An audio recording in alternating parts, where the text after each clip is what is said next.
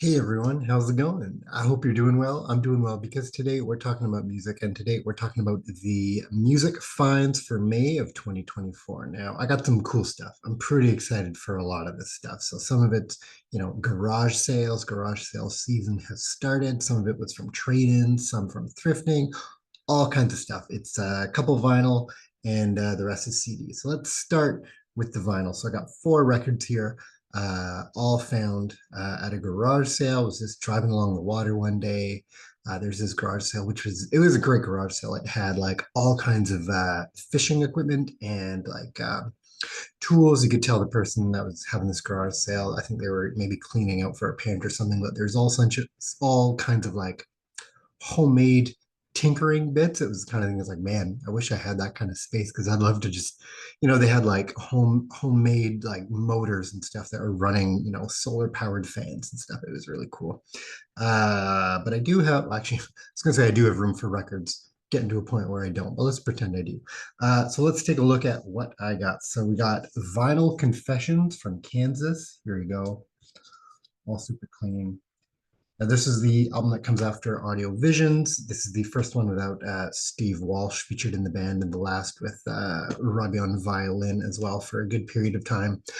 A lot of people start to criticize the band, starting with Audio Visions, thinking, it's the overtly Christian lyrics that are a turnoff, which I mean, some of the lyrics on here are kind of a little pandery, a little overt, but I mean, Kansas have always had sort of a spiritual bent to their lyrics. I think it's more the hard turn to AOR. I think Audiovision still had a bit of that sort of hard rock attitude that we really like from the band here. It's much more arena rock AOR. There's still some really great songs on here. I think people that discount the band completely are missing out. So that was one fun there. The next, really happy to see this. This is Triumph Stages double live album. There you go. Recorded over the period of three tours, the Never Surrender, Allied Forces, and the other album that came out before those two. Over the course of those three tours, so I think 82 to 85 is when these recordings took place. Haven't listened to it yet, but slowly working my way through the Triumph discography. Happy to have that. Another band working through the discography here. Shown them off previously on tape, and I'm really happy to, I've shown off the first and second album. Now I've got the third and fourth. So we're talking about Loverboy, Keep It Up. I actually like this album a lot. There you go.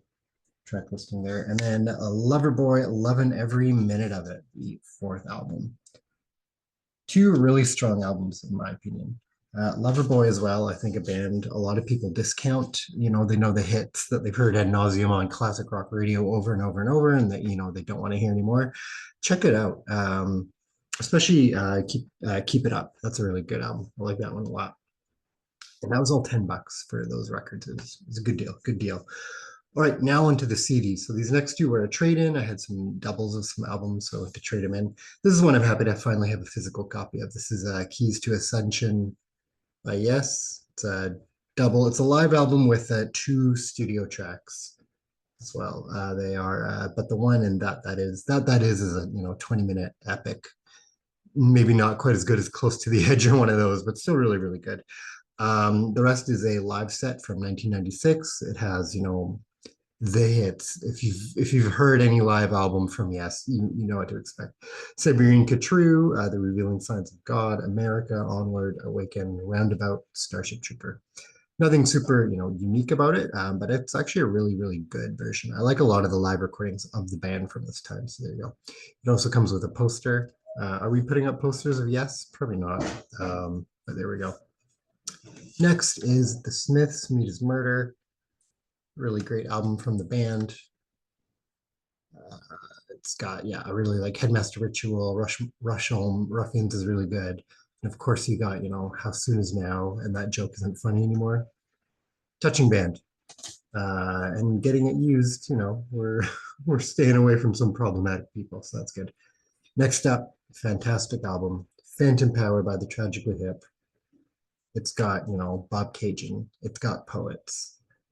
It's just one of their best albums. Is it my favorite? No, it's probably not my favorite. Ooh, do we have to do a ranking sometime?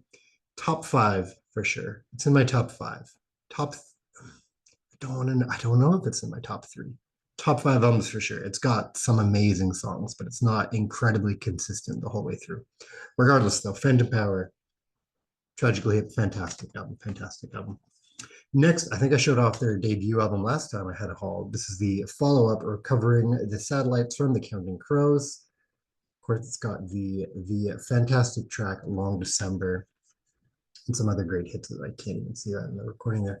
Some other great hits as well. Happy to have it. I think I'll give this one a shot, pick up the third, and then beyond that, I don't know if I'm going to pick up the rest of the Counting Crows discography. We'll see. We'll see.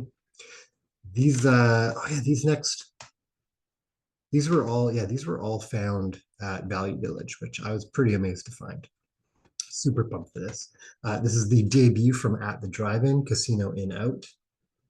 Really cool album. Much more post-punky than their later stuff. So if you're into the Mars Volta and you want to hear more, this is the band that kind of gave birth to the Mars Volta. And you can hear certainly elements of the Mars Volta. This is much more straight ahead, kind of hard post-punk. Great album, great album. They've recently, I think, reissued this. This is the 98 release. This one, we'll go this one next. This makes sense. This is a Scab Dates, a live album by the Mars Volta. Now, I remember when this first came out, I was pretty pumped. I liked the debut. I don't know if the second album was out yet. I think it was just the debut, but I really, really liked it. So I was like, oh, great, a live version of these tracks. This is just like a weird improvisational trip, which at the time was not into. Even now, listening to it, I'm not going to put this on expecting to hear those tracks kind of done live. It's almost like a very hard improvisational jazz album through the guise of psychedelic rock and progressive rock elements and hard rock. It's cool. I like it a lot. Scab Dates by Mars Volta. Next up, soundtrack 2, the classic Last Action Hero.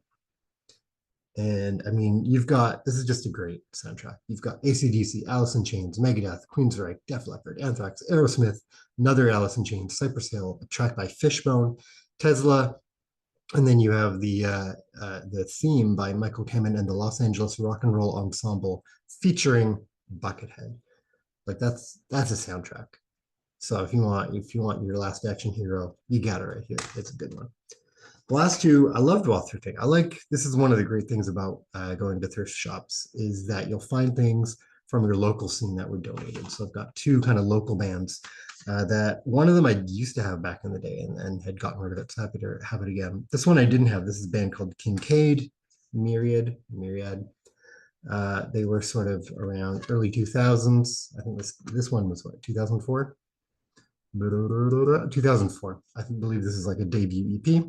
If you're into that kind of early 2000s emo screamo stuff, thinking like Alexis on Fire or some of those pop punk via emo and then into the hardcore implementation kind of stuff, that's a cool album to check out. I think you can find them on Bandcamp as well. Another local band, Fableway. I think this might also be their debut album from 2007. I used to play in a few bands back in the day, and I believe we performed on the same bill as Fableway a few times. More not straight ahead punk rock, but more kind of like heavy alt punk rock. That makes sense. There we have it. Good set of records, good set of CDs. See what I mean? Like it's not a massive stack, but like so much quality in here. Happy to get into the Loverboy. Tragically Hip. I'm slowly working my way through that discography in kind of like ascending, descending favorite order, like kind of getting those albums that I really, really liked and now kind of going further down, kind of seeing where we go with that. Happy to kind of keep going on that Triumph discography, that Loverboy discography. I'm hoping to finish up sometime and I can do like a deep dive into them. I think that'd be a lot of fun. Super cool stuff. Love that Yes stuff as well. Yeah, no, I think that's going to finish off May. I don't see myself getting, I say that, but who knows? I don't see myself getting anything in the next few days. But otherwise, I'll be have a good day and I'll catch you next time. Bye.